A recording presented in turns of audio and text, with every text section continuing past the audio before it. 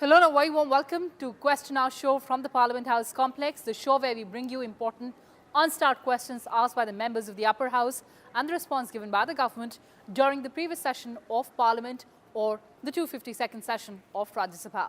I'm KRITI MISHRA and joining me is my colleague RAJAT.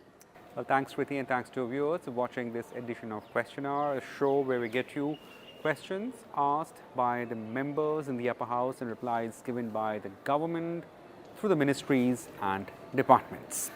Well, Question Hour is a very important tool in India's parliamentary democracy because it gives an opportunity to the members of both houses of parliament to question the government to fix accountability. There are different types of questions, the start questions, the unstart questions and also the short notice ones.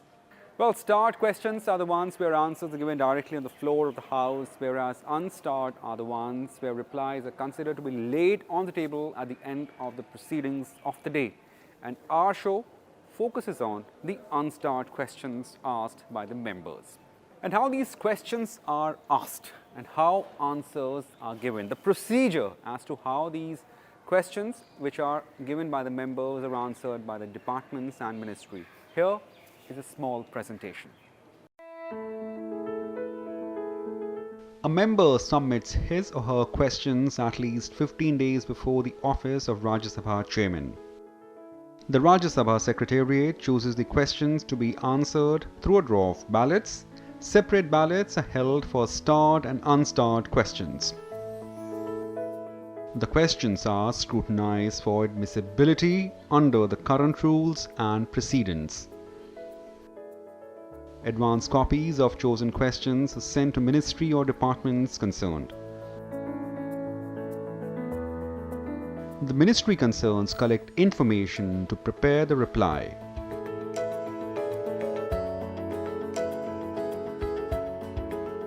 The minister concerned reply to start questions on the floor of the House and provides written answers to unstart questions. Up to 160 unstart questions are listed every day in a separate list. So that was the procedure and time to take you through all the important questions and answers that we've filtered for you in this edition of the Question Hour show. So Rajat, let's commence the show.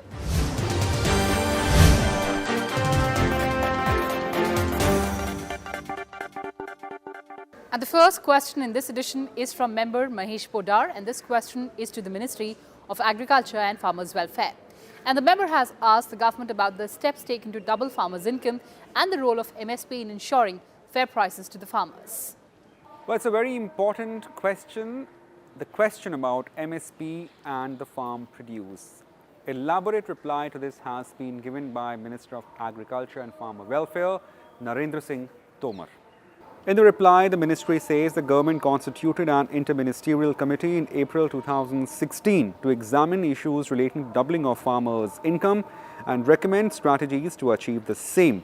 The committee submitted its report to government in September 2018 containing the strategy for doubling of farmers' income by the year 2022. The DFI strategy as recommended by committee includes 7 sources of income growth, that is, improvement in crop productivity, improvement in livestock productivity, resource use efficiency or savings in cost of production, increase in cropping intensity, diversification towards high-value crops, improvement in real prices received by farmers and shift from farm to non-farm occupations. After the acceptance of the DFI committee recommendations, the government has constituted an empowered body to review and monitor the progress. The government fixes minimum support price or the MSP in order to give a major boost to farmers' income for 22 mandated crops and fair remunerative prices for sugarcane on basis of recommendations of Commission of Agricultural Cost and Prices. After considering the views of state governments and central ministries, the departments concerned and other relevant factors. Since 2018-19, the MSP is fixed at a predetermined principle to keep it at a level of 1.5 times of the cost of the production. Accordingly, the government had increased MSP for all mandated Kharif, Rabi and other commercial crops with a return of at least 50% over all India weighted average cost of production since 2018-19.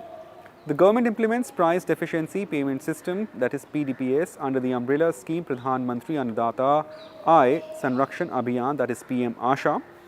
The PDPS envisages direct payment of the difference between the MSP and the selling or the model price to registered farmers selling oilseeds of prescribed fair average quality norms within the stipulated period in the notified market yard through a transparent auction process.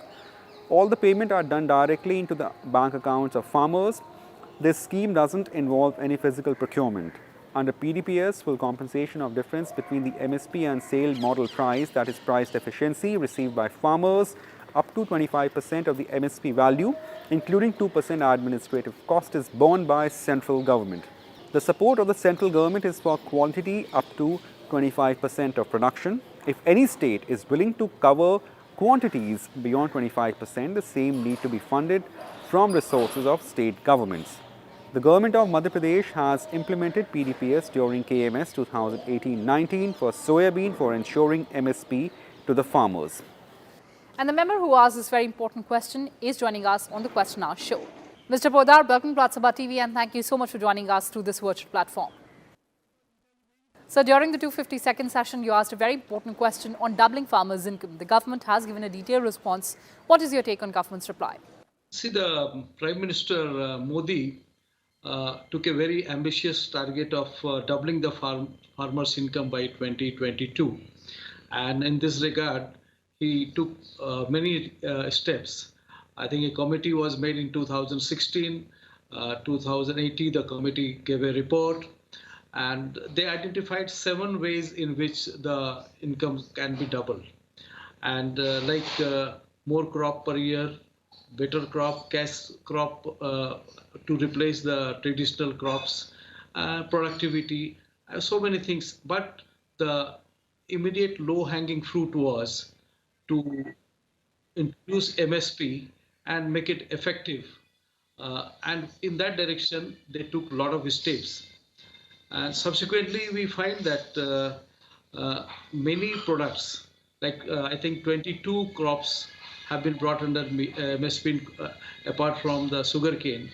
And now, last few years, I find that the rate of growth of MSP is pretty high compared to earlier years.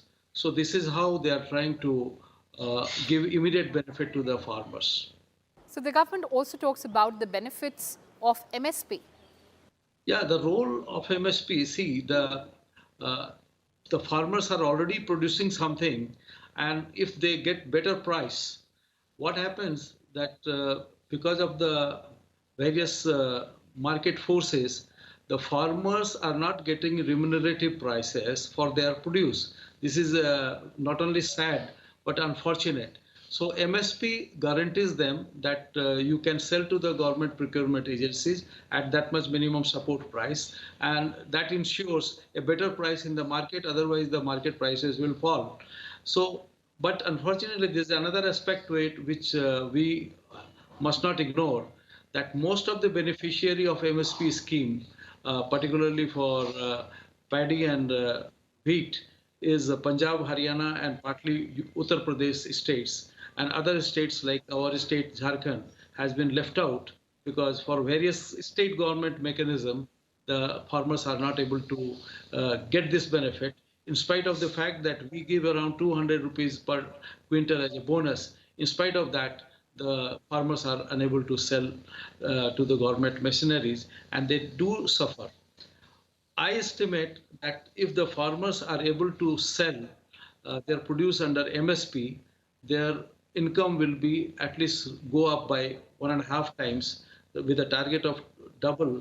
So 1.5 times, the 50% target can be achieved if MSP can be implemented rightly all over the country. Lastly, sir, any suggestion to the government?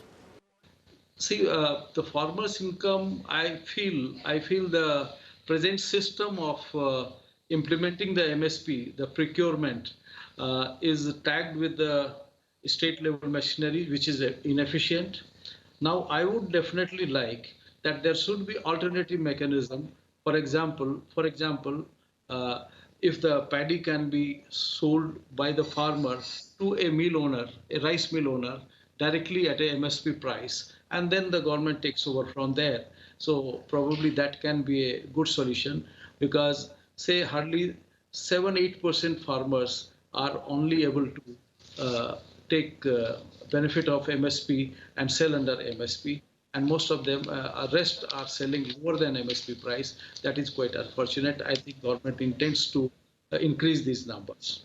I'm really very happy, and I think the farmers are also very happy that at least somebody thought of doubling their income within a limited period of time. That is a good thing because we have never seen. Whenever you go through the parliamentary procedures and proceedings earlier, every time people are talking about welfare of farmers, but nobody has set any specific target with a time-bound period. This is the first time government has taken the big step and committed itself to double the farmer income by 2022. This is something, the intent itself is laudable. Well, on that note, thank you so much for joining us, sir.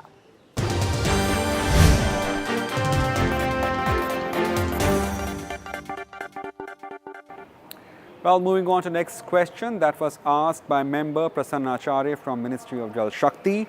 The member saw details about the use of or the utilization of groundwater resources. Precisely, the member has saw details about the utilization of groundwater resources for the agriculture and industrial purpose and whether the government proposes to restrict the use of groundwater resources for both agriculture as well as a non-agriculture purpose. Well, this response has been given by MOS Jal Shakti, Ratan Lal Kataria, and there is a detailed response given by the government. And the government says the dynamic groundwater resources of the country are being periodically assessed jointly by Central Groundwater Board and state governments. As per the 2017 assessment, the annual groundwater extraction for all users in 249 BCM, out of which 89% utilization for irrigation purposes and about 11% of industrial and domestic use. As per 2017 assessment, out of the total 6,881 assessment units, which are blocks, talukas, bundles, watersheds or firkas in the country, 1,186 units in 17 states or UTs have been categorized as overexploited, where the annual groundwater extraction is more than annual extractable groundwater resource. List has also been provided in the annexure. Extraction of groundwater in excess of its annual replenishment over time may result in desaturation of aquifers, consequent decline in water levels and associated environmental impacts. The National Aquifer Mapping Program being taken by CGWB includes the study of the extent of groundwater utilization in various aquifers and consequences or impacts thereof. The ministry has constituted a committee under CGWB for assessment of dynamic groundwater resources in the country for the year 2020 in collaboration with states and UTs. There is no proposal to restrict the use of groundwater in agriculture sector. Further, Central Groundwater Authority, state groundwater authorities are regulating the groundwater use by industries, mining projects, infrastructure projects as per the extent guidelines or provisions. And moving on to the next question asked by member K. Ravindra Kumar, and this question is to the Ministry of Youth Affairs and Sports. And the member has asked about the training module of athletes during the COVID-19 pandemic. Well, it's a very important question and the reply was given by Minister of State for Sports and Youth Affairs, Kiran Rijiju. Well, the minister said that several measures were taken in the light of COVID-19 pandemic so as to train athletes for the preparation of the Olympics that's to be held in Tokyo. Replying, the ministry said that standard operating procedure were laid down to resume sports activities in training centers under the name Khelo India Firse. The SOPs covered all stakeholders, the training centers, and that included all athletes, all technical and non-technical support staff, all administrative staff, all hostel facility management staff, and all visitors to the center. COVID Task Force Committee has been set up to ensure the guidelines are strictly implemented at the training center. The committee is responsible for constant monitoring and management of the health protocol of the government. The SOP categorizes the sporting discipline into non-contact sports, minimal, medium contact sports, full contact sports and water sports. The athletes were provided with necessary sporting equipment such as barbell rods, weights, exercise bicycles, air pellets, target system with the help of Regional Sports Authority of India. Centers, state government and NGOs at their homes during the first phase of nationwide lockdown so that they can train within their homes. Regular interaction with athletes was done in order to boost their morale and keep them motivated in these tough times. Seminars and workshops have been organized via video conferencing to educate athletes about how to cope with stress and depression during tough times and focusing on their objectives so that training is not hampered. National coaching camps have been resumed for 2021 Olympic-bound athletes. The SOP formulated will be strictly followed at the national camps. The timetable has been formulated for the athletes or the groups of athletes in case of team sports so that they can train without coming in contact with other athletes. Other than the coaches, support staffs and necessary administrative staff, no one else is allowed to meet or interact with the athletes at the national camps. Well, that was reply by Ministry of Sports on an important question on how these athletes or the group of athletes are being trained during the times of COVID-19 pandemic for the upcoming Olympics and other competitive sports. Well, moving on to next question that was asked by member Dr. Bhagwat Karat from Ministry of Roads and Highways. The member saw details about accidents due to drunken driving and what steps government has taken to curb drunken driving. And this is a very important reply that has been given by Road and Transport Minister Nitin Gadkari, and he says according to the data available state-wise that has been collated, and he gives the specific year-wise details, and these include: in the year 2017, road accidents due to drunken driving were 14,071, in 2018, 12,018, and in 2019, 12,256. The ministry has taken various measures to put a check on drunken driving in road accidents. The major initiatives are: Section 185 of the Motor Vehicles Act 1988 provides for punishment of imprisonment or fine or both for the offence of drunken driving cases. The fine has been revised in the Motor Vehicles Amendment Act 2019 passed by the Parliament recently. Removal of liquor shops as per directions of Honorable Supreme Court of India. Also, all the state governments, UTs, have been requested to ensure that no license is issued to liquor vendors along national highways.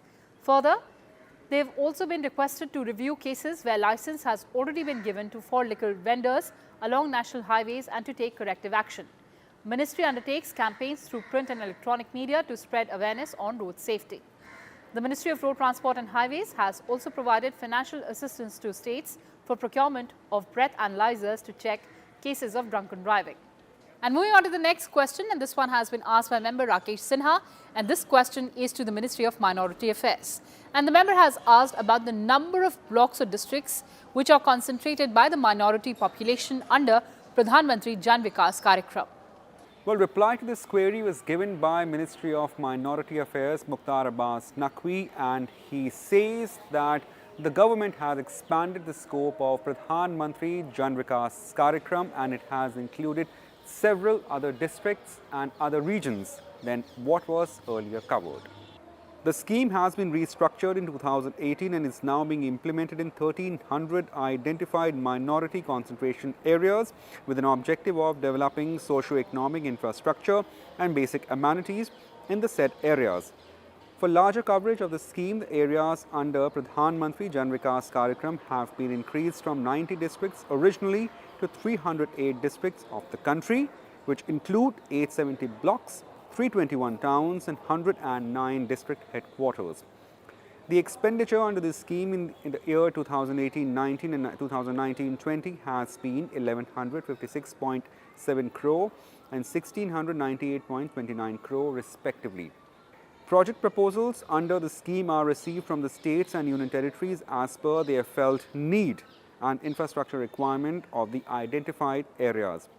In the period 2018-19 to 2019-20, the ministry has sanctioned 85 residential schools, 6 Jawahar Navodaya Vidyalaya, 454 school buildings, 22 degree colleges, 209 hostels, 4,181 additional classrooms, 329 additional classroom blocks, 7,854 smart classrooms, 32 industrial training institutes, 7 polytechnics, 325 health projects, 927 Anganwadi centers, 22 working women hostels, 136 common service centers, 8 Hunar hubs, 37 market sheds, 953 sanitation projects, 1,027 drinking water projects, 9 sports facilities, 89 Sadbhav Mandap and 11 skill development centers.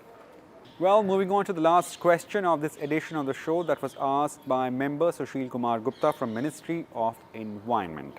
The member sought details: has the government allowed the PSUs, that is public sector undertakings, and the state agencies to go for, or for that matter to have any provisions for compensatory afforestation? And at the same time, the member sought details that what are the steps taken so as to ensure that compensatory afforestation doesn't impact any biodiversity or the rights of the forest dwellers. And this response has been given by MOS Environment, Forest and Climate Change, Babul Supriyo. And again, the government has given an elaborate response, and the government goes on to say, the ministry has issued a guideline dated 18th August 2020, in which it has allowed that in such cases where the work is of central sector projects and is owned or developed and maintained by central government, but the execution is carried out by the state agency and the user agency is Ministry of Road Transport and Highways, or a central PSU can avail the dispensation of compensatory afforestation over double the degraded forest land instead of equivalent non-forest land. There is specific condition in final approval that CA shall be carried out by the state government within 3 years, and same is monitored by the State Forest Department and regional offices of the ministry. To minimize the negative impact on forest biodiversity, the compensatory afforestation scheme is prepared on site-specific basis by encouraging plantation of native species. With regard to the rights of forest dwellers, a certificate in compliance with Forest Rights Act 2006 is ensured from the district collector for the area proposed for non-forest use under the provisions of FCA 1980. Well, that's it. So there we have in this edition of Question Hour. Keep watching Rajya Sabha TV for more national and international stories. Take care and stay safe.